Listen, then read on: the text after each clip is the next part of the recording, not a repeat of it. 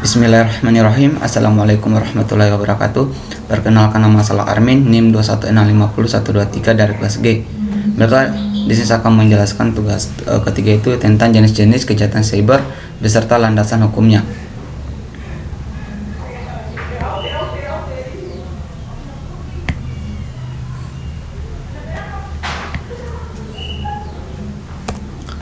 Pertama itu pencurian identitas. Seseorang mencuri informasi pribadi seseorang seperti nomor kartu kredit atau informasi atau akun bank untuk melakukan transaksi legal tanpa nama korban. Contoh kasusnya itu wanita 24 tahun dipenjara 66 bulan atas pencurian identitas senilai Rp 51,5 miliar. Pasal 362 KUHP Kitab Undang-Undang Hukum Pidana.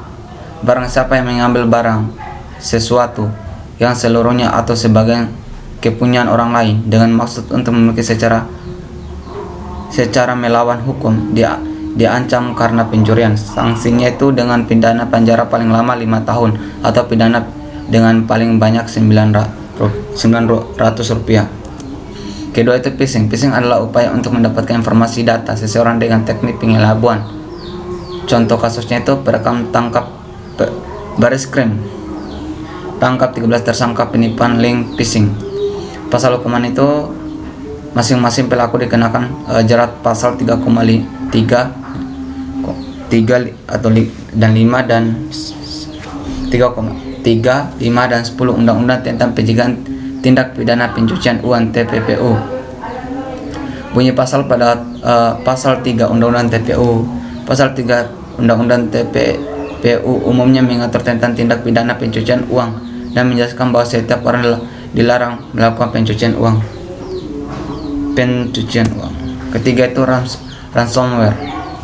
Ransomware adalah jenis virus atau malware berbahaya yang digunakan untuk menginskripsi data pengguna pada suatu perangkat komputer atau jaringan. Aksi ini umumnya bertujuan untuk memberikan keuntungan tertentu yang berupa uang atau pembayaran lainnya. Contoh kasusnya itu kasus serangan ransomware di Indonesia. Bank Indonesia pernah jadi sasaran.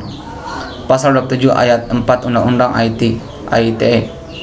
Bunyinya ialah setiap orang yang dengan sengaja dan tanpa hak mendistribusikan dan atau mentransmisikan dan atau membuat dapat diakseskan informasi elektronik dan atau dokumen elektronik yang memiliki muatan pemerasan dan atau pengancam sebagaimana dimaksud dalam pasal 27 ayat 4.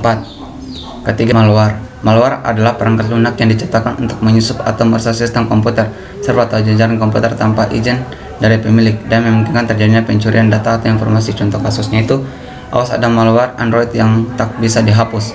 Pasal 34 Undang-Undang IT. Bunyinya berisikan kategori perbuatan yang dilarang adalah setiap orang dengan sengaja dan tanpa hak atau melawan hukum memproduksi, menjual, mengadakan untuk digunakan, mengimpor, mendistribusikan, menyediakan atau memiliki perangkat keras, perangkat lunak, dan kode akses bagi pelanggar layanan.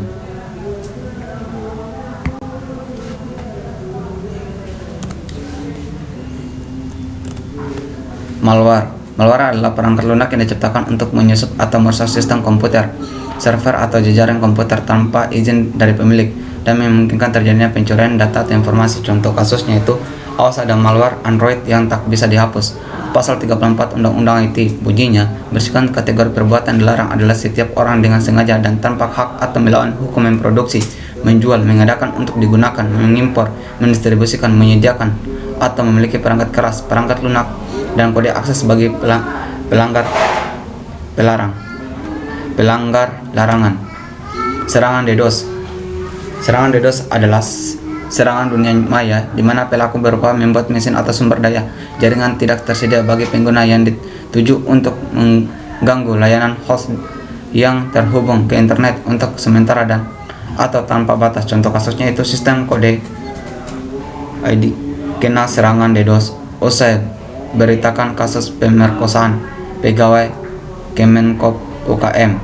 Pasal 33 Undang-Undang IT. Bunyinya berisikan kategori perbuatan dilarang adalah setiap orang dengan sengaja dan tanpa hak atau melarang hukum melakukan tindakan apapun yang berakibat terganggunya sistem elektronik. Pornografi anak. Pornografi anak adalah tindakan pidana yang mengeksploitasi anak-anak dan termasuk sebagai perbuatan kejahatan seksual pada anak. Contoh kasusnya itu pornografi anak di medsos. Polda DIY temukan 3.800 foto dan video. Pasal 27 ayat 3 Undang-Undang IT bunyi melarang setiap orang dengan sengaja dan tanpa hak mendistribusikan dan mentransmisikan informasi atau dokumen elektronik yang memiliki muatan penghinaan dan pencemaran nama baik. Peretasan email adalah salah satu kejahatan siber yang mengacu pada akses tidak sah atau manipulasi akun email seseorang tanpa persetujuan mereka. Contoh kasusnya adalah peretasan RAP Rp 5,5 miliar usai bajak email perusahaan ventilator. Pasal 44 ayat 1 Undang-Undang IT bunyinya setiap orang dilarang dengan sengaja dan tanpa hak mengubah, menambah, mengurangi, membuat tindak berfungsi atau merusak informasi elektronik dan atau dokumen elektronik sehingga informasi elektronik dan atau dokumen elektronik tersebut menjadi tidak benar, rusak dan tidak berfungsi.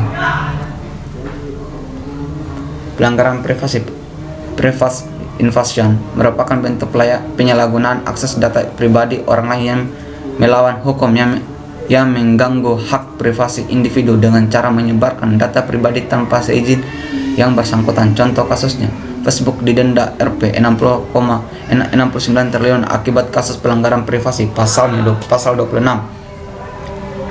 Setiap orang dengan sengaja dan tanpa hak mengakses informasi elektronik dan atau dokumen elektronik yang dilindungi dengan pengamanan dipidana dengan pidana penjara paling lama 6 tahun dan atau dengan paling banyak Rp 1 miliar. Kejahatan seksual cyber crimes dapat secara sederhana didefinisikan sebagai pelecehan seksual yang terjadi terutama melalui internet. Contoh kasusnya tentang kasus kekerasan seksual terhadap 13 santriwati dan pidana mati bagi pelaku. Pasal 289A KUHP bunyinya barang siapa melakukan perbuatan cabul dengan kekerasan atau ancaman kekerasan, saksi dipidana dengan pidana penjara paling lama 9 tahun. Pemerasan online jenis cyber ini berupa pemerasan dilakukan terhadap korban. Modusnya adalah pelaku akan meminta sejumlah uang tebusan agar data penting yang telah dicuri dapat dikembalikan dengan tidak disalahgunakan. Contoh kasusnya adalah kasus pemerasan bermotif penyebaran foto bugil korban terbongkar.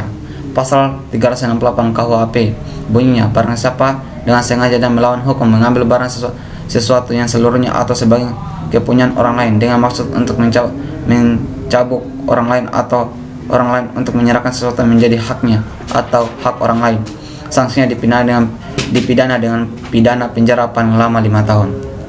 Mungkin itu saja presentasi dari saya, lebih dan kurangnya mohon dimaafkan. Saya akhiri dengan ucapan wabillahi taufiq wal hidayah. Wassalamualaikum warahmatullahi wabarakatuh.